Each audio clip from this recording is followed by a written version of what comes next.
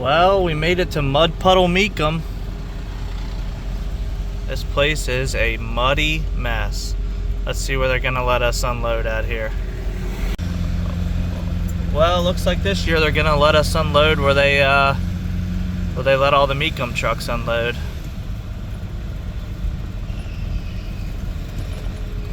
Right here's check-in. They only let Meekum trucks over here before, but I guess because of all the mud, they're letting us unload over here. I'm just kidding. They've got everybody down here in a absolute mess. So you can see how muddy it is. And I'll ask this lady. This lot doesn't look too terribly torn up. Maybe they're rotating or whatnot, so it doesn't get too terrible. But I'm not getting these cars muddy. That's for sure.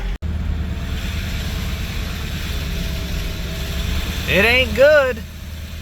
That's for damn sure.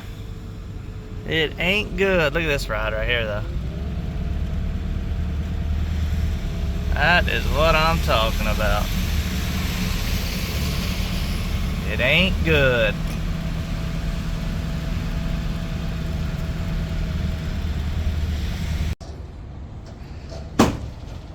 Oh, got us a nice spot to unload. Stay out of the mud a little bit. All right, battery should be connected on this one. See if I can't sneak around here. That's what I'll do. Going shoeless over the top.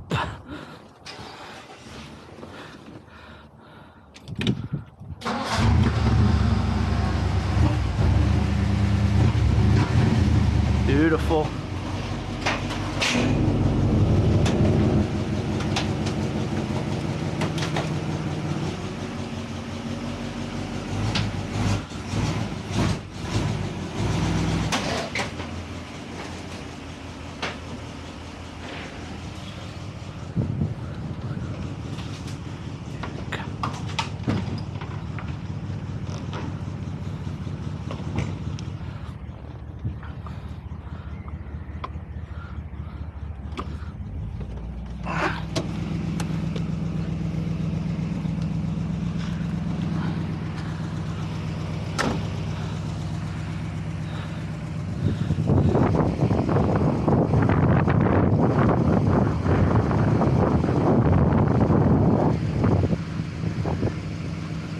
Alright, well I got my first one unloaded. Try to keep them clean here. Pop our shoes off. Drive this up to the front. The guy's gonna run me back to get my Mustang out of there.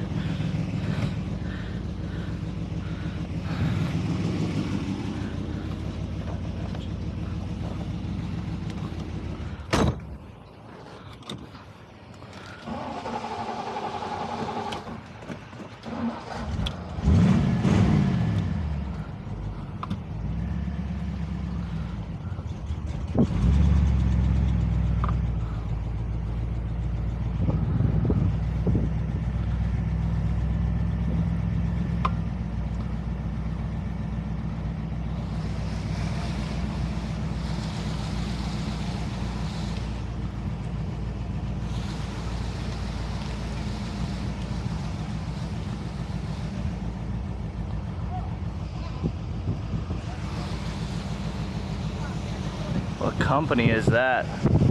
D&D. Dang, that's a nice truck.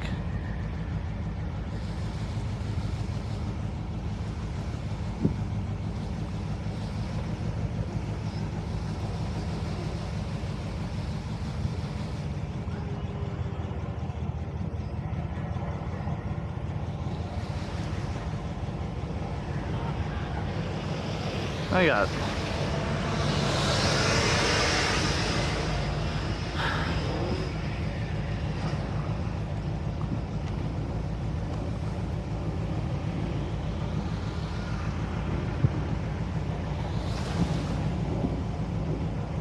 get out of my way so I don't get my car dirty.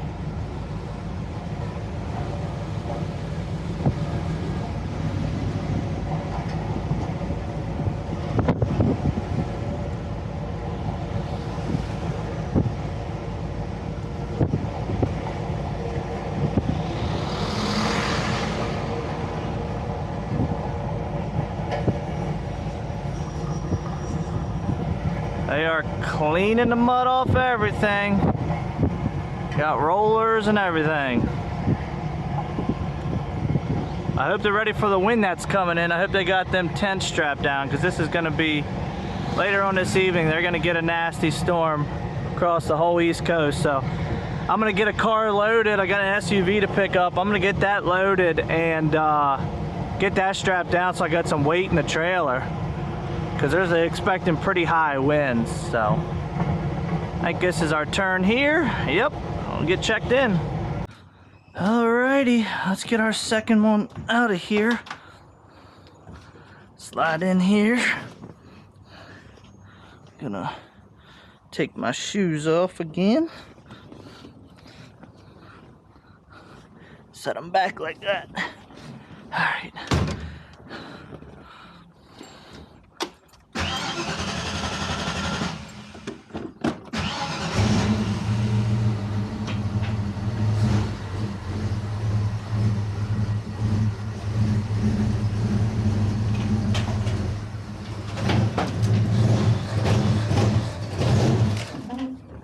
Come on, girl.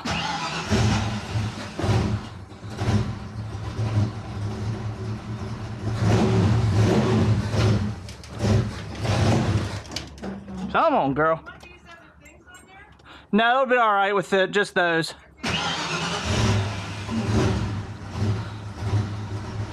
I'm gonna let her warm up a minute.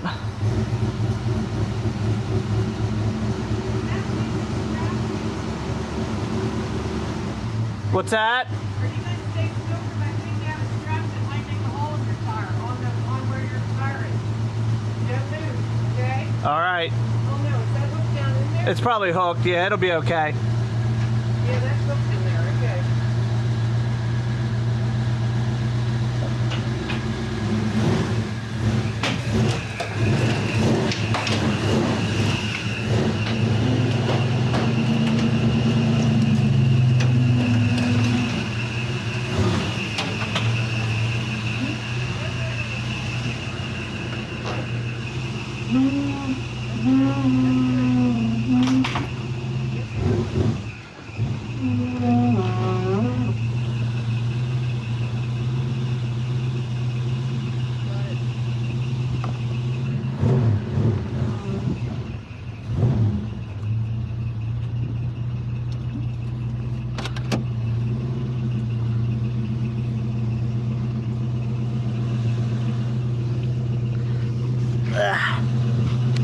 Yep.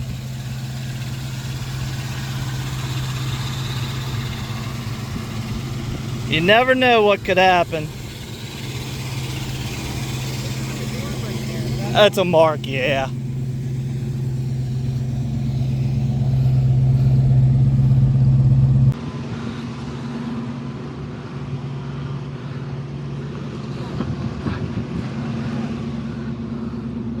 They've got a guy stuck real bad out there with that telehandler.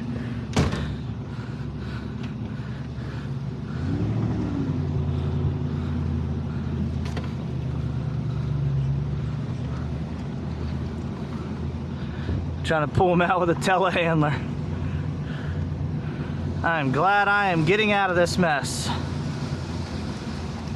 Customers' cars don't get dirty, don't get damaged. Hillbilly Transport, they've got a couple. That yellow truck back there too is Hillbillies too. This is my favorite truck. That's D&D. D&D's got some very good equipment. Carolina Classic Cars, 7.3.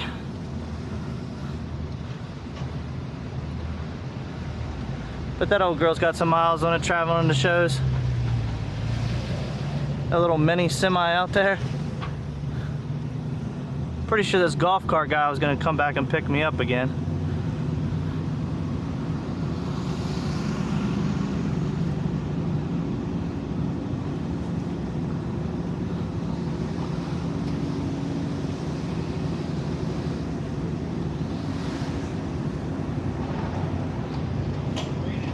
Nice Chevy truck.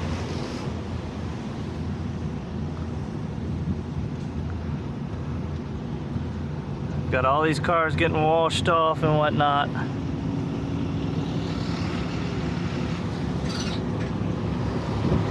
Passport.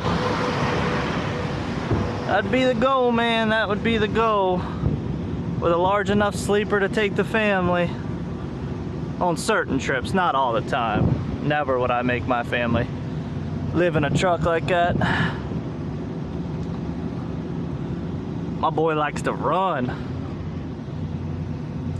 Daughter could sit on the couch and play with one Barbie doll for hours. Him, not so much.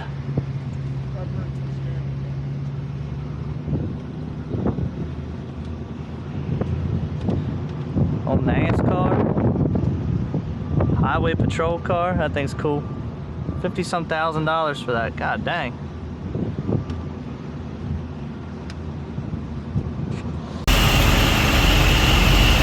Well, try and fill this pig up. 339 with mud flap. This little sweet ride that just backed in here. This is Woodbine, Georgia. Exit 14, I think. Always a little popular spot. Always have the cheapest diesel, especially before you get into, if you're going south into Florida. You know, there I was thinking, my Insta360 camera has been great. And this thing has been awesome. Well, the camera itself won't turn on. I don't know what's going on with it. It's charged, it's in its case. It comes in this like little case, if you can see it there. I got it charging. I don't know if it was too dead or what, but the camera won't connect. So the camera won't even turn on. So I don't know. But we're using my phone. We've got a windshield mount. I've tried to acquire some more mounts and things to make better videos in 2024. But this trip has been extremely uneventful. I mean, other than delivering in the mud down there and everything, it's just been the storm yesterday. I got one car in the trailer that I picked up in Florida. I've got another one to pick up here in 18 miles. So I saw this car. It's a repossession. I saw it on, I think I saw it on Central. It's paying really good. It's in North Carolina, going to Manheim. And I'm like, it's paying almost $2 a mile. It's like 800 bucks on, no, it's $779.57. Don't ask. But it's on like, it was on like 360 miles, so it was over $2 a mile. And I was like, wonder what the caveat is. So I booked it and I called and I was like, hey, do you guys have this car? And the lady at the repo yard's like, yeah, but it's not at the location. I said, is it at this location? And she goes, no, it's actually at our Rocky Mount location. And I was like, well, that works better for me. It's less miles and it pays the same. Like for me, I didn't tell her that. But I was like, okay, what are your hours? She says 9 to 11:45 and then 1 to 3:45 or something. I was like, cool, I'll be there in the morning. And she's like, yeah, it has keys and it's here. I was like, okay, cool. So what I'm guessing is the location they said it was at, I forget what it was called. It was like, it was not off 95. It was farther towards the east. So it's like not right on the main route. And I'm guessing that's why they had the price like bumping up, because nobody was taking it. And I'm glad I called, because they say they have it at this location. 16 minutes away, and it pays over $2 a mile to finish out the trip. This one in the trailer paid, I don't remember what the one in the trailer paid, to be honest with you, now that I'm thinking about it. But they deliver close to each other. One's in Manheim and one's like right outside of Lancaster. So I'll deliver those tomorrow.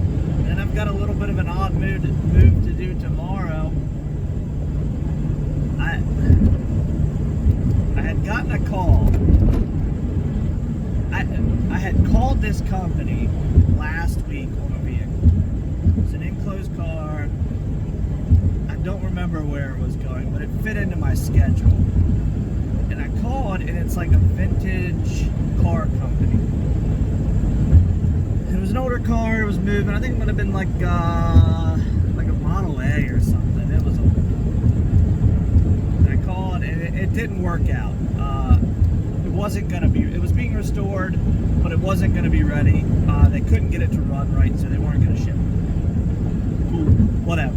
So I get a call from that guy, and I'm like, he calls and he's like, hey, I got a car. I'm interested. I got a car. Would you be interested? I was like, the one that we talked about the other day. I said, I've already done that route. He goes, no, it's a different one. I was like, okay. He goes, well, you called me from Maryland. I've got one in Pennsylvania that needs to go from a Copart to a Copart. And I'm like, it closed? He goes, yeah, the customer was selling it on Copart as like, just like a consigned vehicle or whatever, like an owner, like a whatever. You can like consign your vehicle to Copart or whatever. And I'm like, that's kind of weird. And I was like, well, what's the story on it? He's like, it runs. It may not run very good. It's a 1950 something small old car. And I was like, well, this is kind of weird. He goes, yeah, well, he's selling it on Copart in the hopes that an overseas buyer will buy it and have it shipped to Jersey or Baltimore and then shipped overseas, because it's kind of like a car that would go overseas. And I was like, oh, okay, well, that kind of makes sense or whatever. Because I guess something about the one Copart it's at, they want to move it to another location. So I was like, I can do it. And it was like, I was like, where is it? It was like York Haven, which York Haven, Lancaster, that's all kind of in the same area, kind of close to my house. And then I was like, well, where does it go? He goes, this other Copart's 35 miles away. I was like, well, what's it going to pay? He's like, I can give you $300. I was like, can I do it on Thursday? I'll be up there. He goes, yeah, that's no problem, whenever you can get to it. So I was like, an extra $300 for a car that probably runs. If it doesn't, I'll just winch it in real quick and I'll push it out of Copart or drive it out of Copart. Kind of a no-brainer. I mean, if it goes well, I'll be right there. But it was kind of weird because of it being sold through Copart. I just don't think there is an auction that this vehicle really fits into, other than somebody overseas buying it and someone's shipping it to another country. Anyways, I got 12 miles to this place. I'll catch up with you guys there. I don't know what footage. I hope I can get the footage off of this camera without it turning on. I'm sure I can probably plug it into my computer maybe and get it off of there, because this Insta360 doesn't have like a SIM card. It's just internal memory, and you can either transfer it through Bluetooth or you can plug it in. So I'm hoping I can get my footage of unloading down there in Florida. In 5.8 miles. The lady down there was really nice, that like showed me where to park because I was unloading and leaving, and then she was like, not that I needed help, she was like behind me, like, come on, you're good, come back straight. And I'm like, that's nice of you, lady. I don't need your help with that.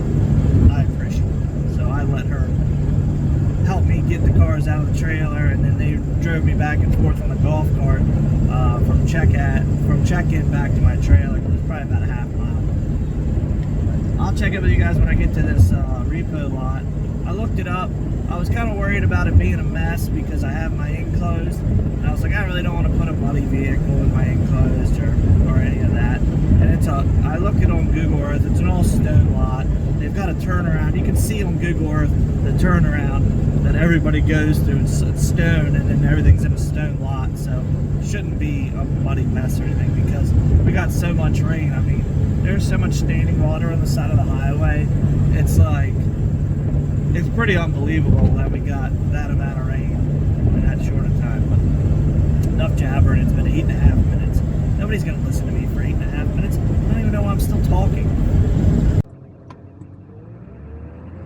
I don't know, but I may have gotten lucky with this camera. I'm using it right now. I couldn't get it to turn on,